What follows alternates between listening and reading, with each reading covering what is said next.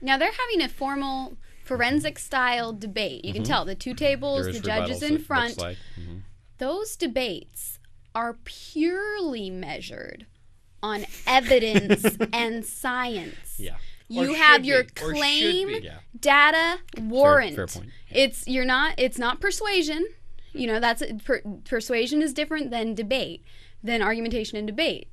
And I mean, I've taken both classes at college. So that statement in of itself, I don't think belongs in that context. Now, to take the statement at face value, you're looking at a very subjective worldview, a postmodern worldview, which is very typical. I mean, you would expect that. Yeah, that's. But I mean, that's fringe postmodern. Like to be we're not even going to look at evidence. It's just all about opinions. Yeah, some people call, I forget what it's called. I think there's a postmodernism. There's a different name for it, but it's even more completely relativist and completely subjective.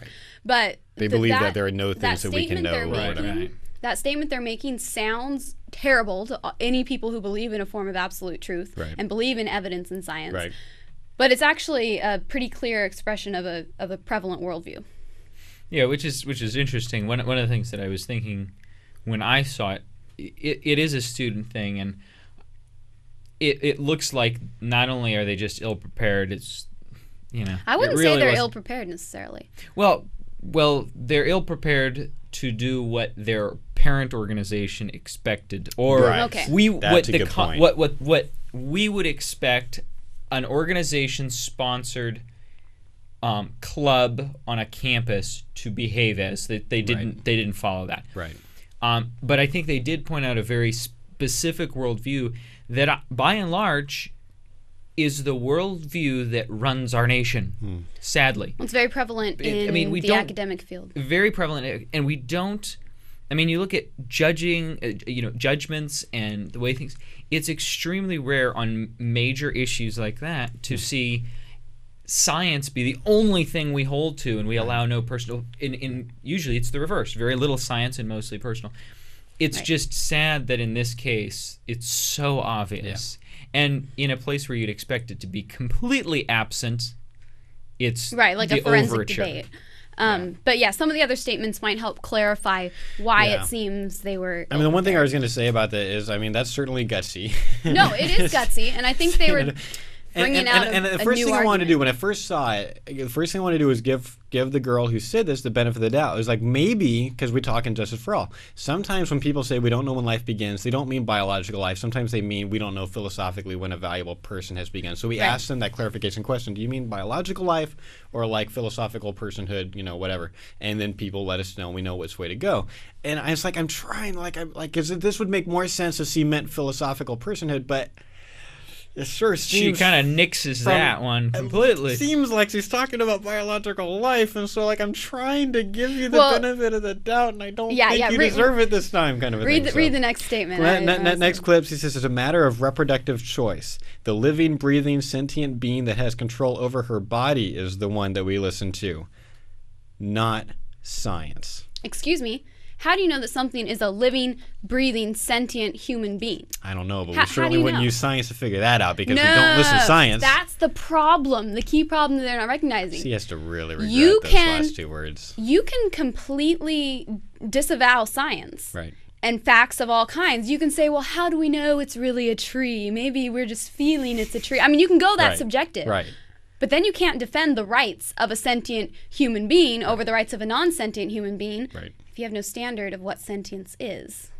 I mean, it was implied everything before. Living, breathing, it says the living, breathing, human. That has control. We listen to that. So it was implied, but then she actually says we won't listen to science. It's like, yeah, go to the doctor. Wow. It's like, seriously. I mean, that's why it's hard to give the benefit of the doubt on what's talking about. I will give one tiny sliver benefit of the doubt. Go for it, because we want to do as much of that as possible. She did not actually mean what she said.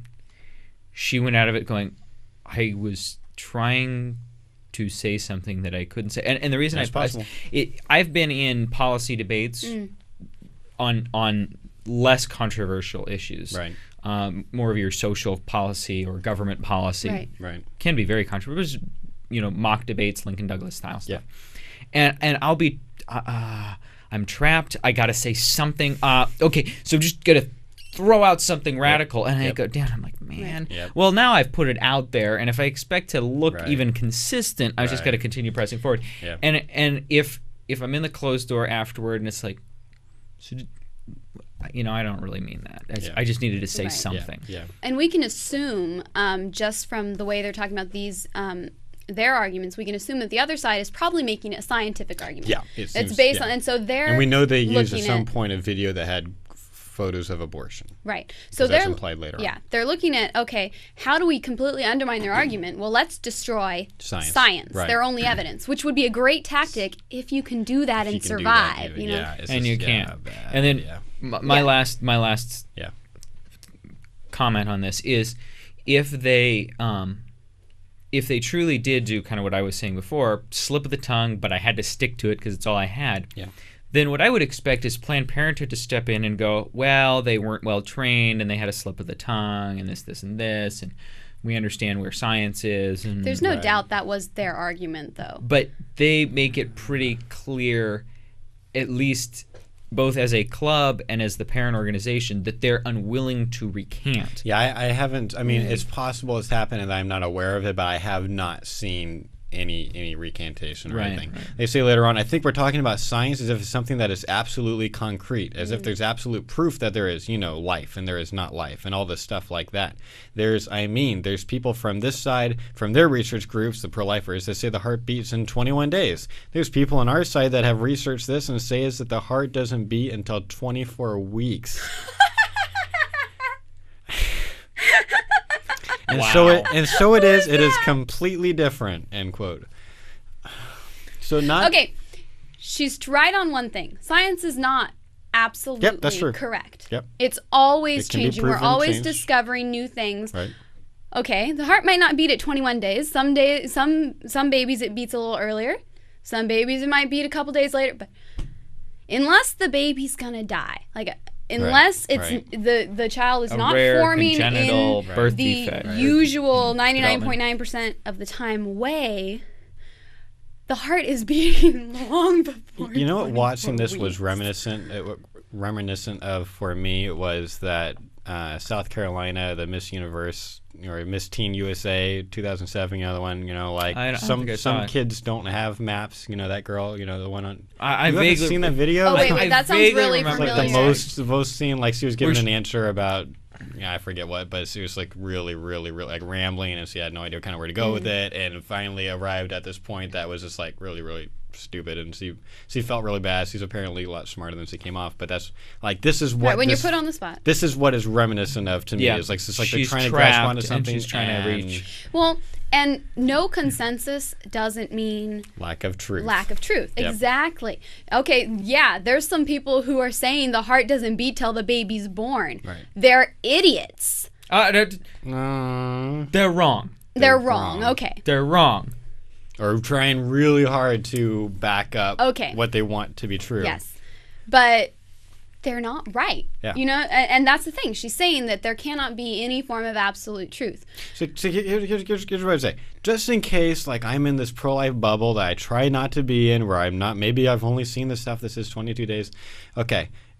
We know pro-choice listeners listen to this show, and we spend most of the time beating up on dumb pro-life stuff. I know the pro-choice listeners that I know of that listen to the show are cringing along, with everyone else. They're like, this is bad too. The same way cringe. If you know of anything that says heartbeat start at 24 weeks and you feel like it's credible, send it to me. Josh@FresnoProLife.org. Right now, our @ProLifePodcast.net emails are not working because the website switched over and it's all messed up. If anyone is a good website WordPress guru, email me too, because we could use your help. But Josh@FresnoProLife.org, email me, let me know. I will put it on the air. We'll talk about it, and we'll say if this is really not an established question. I want to know that, because I don't want to be saying heartbeat starts. I say 22 days to give it like that's the latest number I've ever heard. I don't want to be saying something that's not true, but I don't. But you're right. Even if there was disagreement, the absence of consensus does not mean the absence of truth. So.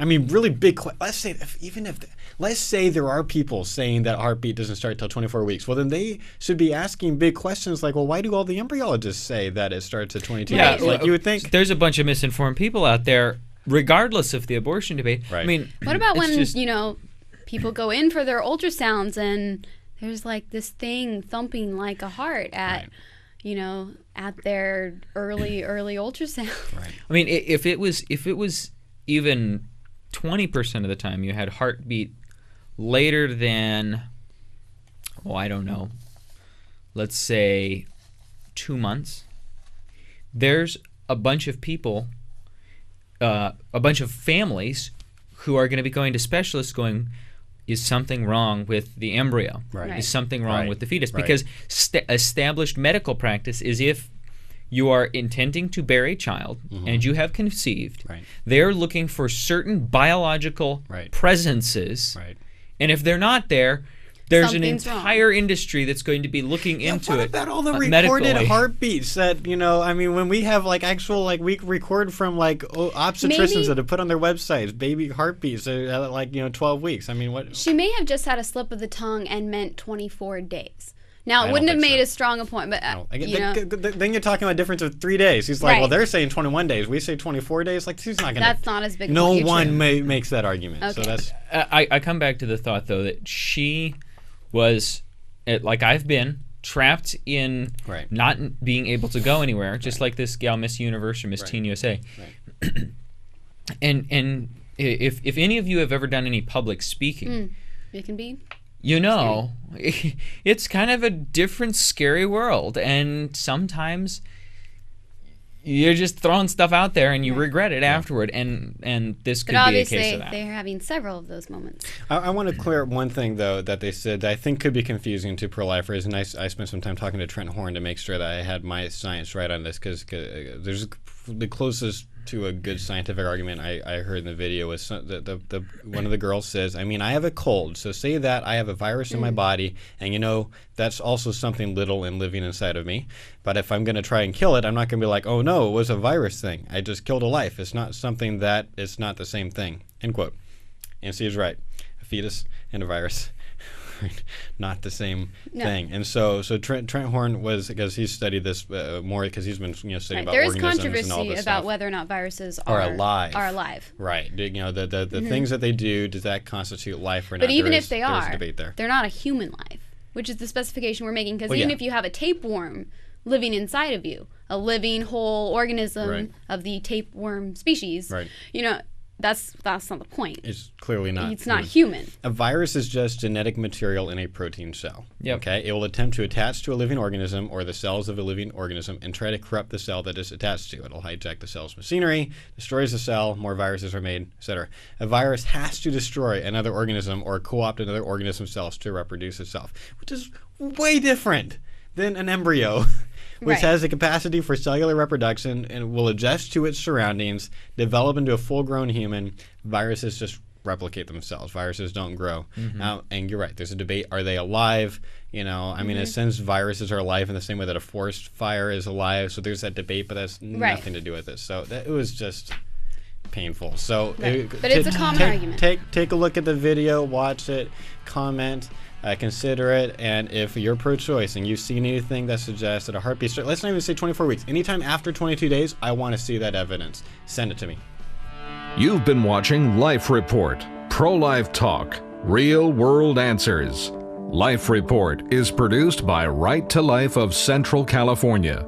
Visit their website at fresnoprolife.org.